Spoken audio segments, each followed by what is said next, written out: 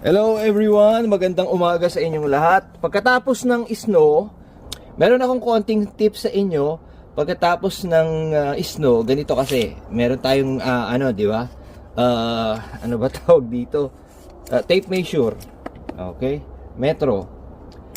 Ang accumulation ng snow, papakita ko sa inyo.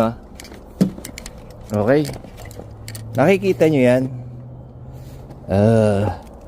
Tingnan natin, no? Total is bali pumatak na 4 inches, di ba? Ngayon, ito yung tip ko sa inyo.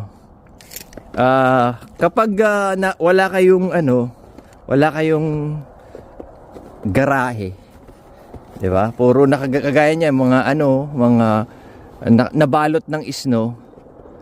Ito ang technique ko eh. So, inaano ko siya ng cover ng ganitong parang sako. Tapos aanuhin ko na lang 'yan. Aalisin ko na lang 'yan.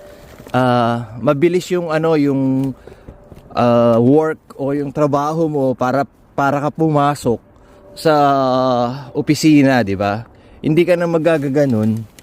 Isang mo na lang 'yan. Aalisin mo na lang yung cover. Kasi ang importante lang naman dyan, mga idol, is yung windshield. Di ba? Biruin nyo ang kapal, oh.